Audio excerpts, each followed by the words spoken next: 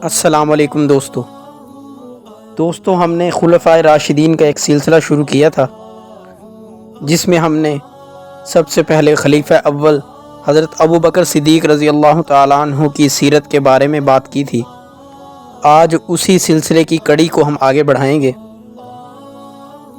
حضرت ابو بکر صدیق رضی اللہ تعالیٰ عنہ کا خلیفہ منتخب ہونا مسلمانوں کی سیاسی فراست کا ثبوت تھا، کیونکہ آپ رضی اللہ تعالیٰ عنہ میں ایک بہترین سالار قوم کی تمام خصوصیات موجود تھیں۔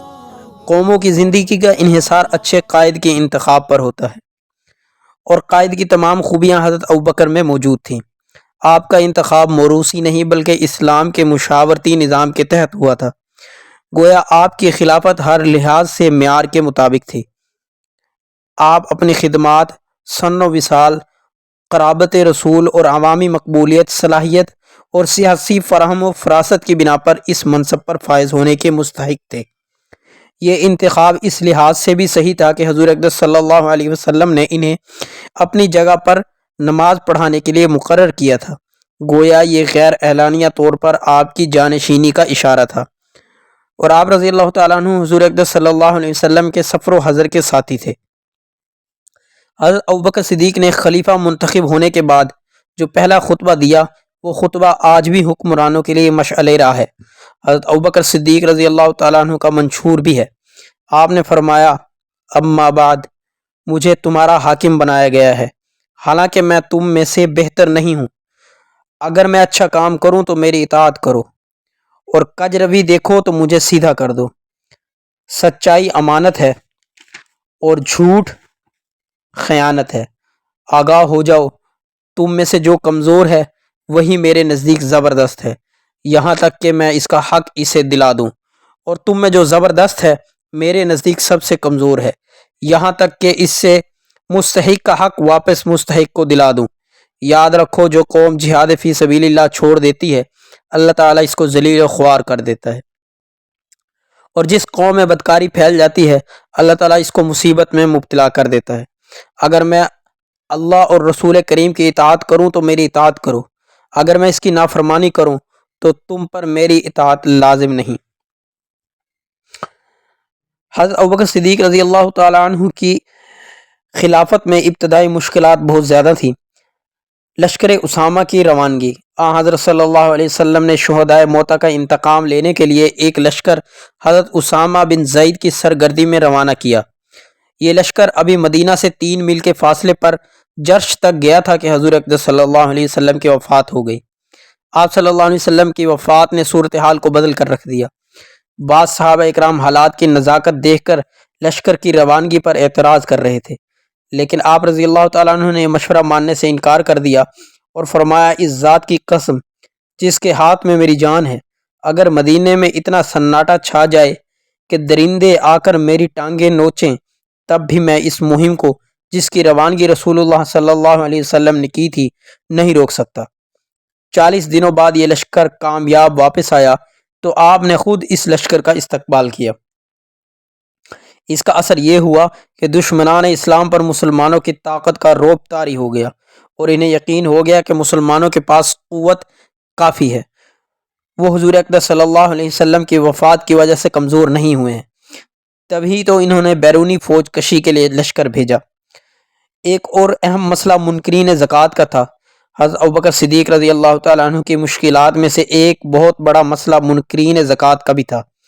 کئی وفود مدینہ منورہ آئے اور انہوں نے زکوٰۃ سے استثناء کا مطالبہ کیا، لیکن ابوبکر صدیق رضی اللہ تعالیٰ عنہ نے انکار کر دیا اور فرمایا، خدا کی قسم، اگر زکوٰۃ کے اونٹ باندھنے کی ایک رسی کا بھی انکار کریں گے تو میں تن تنہا ان سے لڑوں گا۔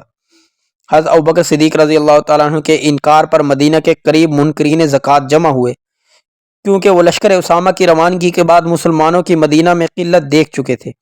اس پر حضرت ابوبکر صدیق رضی اللہ تعالیٰ عنہ نے حفاظتی انتظامات کر لیے۔ بنو اسد، غطفان، مرہ، عبس، بنو کنانہ، لیث، دہل اور مدلج قبائل نے مل کر مدینہ پر حملہ کیا۔ مسلمانوں نے ذی حصہ کے مقام پر ان قبائل سے جنگ کی مگر ناکام رہے۔ مسلمان واپس مدینہ آ گئے اور منکرین زکوٰۃ نے ان پر حملہ کیا، لیکن ان کو شکست ہوئی۔ اسامہ رضی اللہ تعالیٰ عنہ کی واپسی پر حضرت ابوبکر صدیق رضی اللہ تعالیٰ عنہ نے خود فوج لے کر منکرین زکوٰۃ کے دوسرے گروہ کے ساتھ ربضہ میں جنگ کی اور کامیاب ہوئے۔ انہوں نے ان کے مرکزی مقام ابرک اور ابس جو کہ قبائل کو شکست دے کر قبضہ کیا تھا پر فوج کشی کی۔ بنی عامر نے بھی زکوٰۃ کی ادائیگی سے انکار کر دیا تھا، لیکن حضرت ابوبکر صدیق رضی اللہ تعالیٰ عنہ کے بے لچک رویے کے سبب آخرکار منکرین زکوٰۃ کو زکوٰۃ ادا کرنا پڑی۔ اس کے بعد ایک اور مسئلہ جھوٹے دعوت داران نبوت تھے۔ حضرت صلی اللہ علیہ وسلم کی وفات کے بعد عرب کے بیشتر لوگ مرتد ہو گئے تھے۔ مدعیان نبوت نے بڑی بڑی افواج جمع کر کے بظاہر اسلام کی تباہی کا سامان کر دیا۔ اب ان مدعیان نبوت اور ان کے استحصال کے لیے جائزہ لیتے ہیں۔ مسیلمہ کذاب، یہ یمامہ کے مشہور قبیلے بنو بکر کی ایک شاخ بنو حنیفہ کا سردار تھا۔ اس نے نبی اکرم صلی اللہ علیہ وسلم کی زندگی میں ہی نبوت کا دعویٰ کیا تھا۔ آپ صلی اللہ علیہ وسلم سے مطالبہ کیا کہ اس کو جانشین مقرر فرمائیں۔ آپ صلی اللہ علیہ وسلم نے فرمایا، میں اللہ تعالیٰ کے حکم سے تجاویز نہیں کر سکتا، اس شرط پر اگر تم کھجور کی ایک حقیر چھڑی بھی مانگو تو وہ بھی میں تمہیں نہ دوں گا۔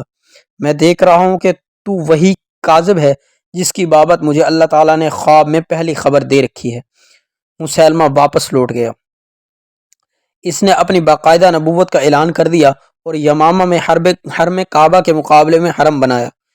حضرت ابوبکر صدیق نے حضرت شرحبیل بن حسنہ اور عکرمہ بن ابو جہل کو اس کی سرکوبی کے لیے الگ الگ دستوں کے ساتھ بھیجا اور ہدایت کی کہ دونوں ایک ہو کر حملہ کریں، لیکن عکرمہ رضی اللہ تعالیٰ عنہ نے اکیلے حملہ کیا اور شکست کھائی۔ اس کے بعد عکرمہ اور شرحبیل کے پاس حضرت خالد بن ولید پہنچ گئے۔ تینوں افواج نے مل کر مسیلمہ پر حملہ کر دیا۔ نہایت گھمسان کا رن پڑا اور خون کی ندیاں بہہ گئیں۔ بنو حنیفہ پسپائی اختیار کی اور قلعہ نما باغ میں محصور ہو کر لڑنے لگے۔ حضرت براہ بن مالک جان پر کھیل کر اس باغ کی فصیل پر چڑھ کر نیچے اترے اور دروازہ کھول دیا۔ حضرت وحشی رضی اللہ تعالیٰ عنہ اور ایک انصاری نے مسیلمہ کا خاتمہ کر دیا۔ جنگ یمامہ بھی 20,000 پیروکاران مسیلمہ قتل اور 1200 مسلمان شہید ہوئے، جن میں حفاظ کرام کی ایک بڑی تعداد بھی موجود تھی۔ مسیلمہ کے قتل کے بعد بنو حنیفہ نے صلح کی درخواست کی جو قبول کر لی گئی۔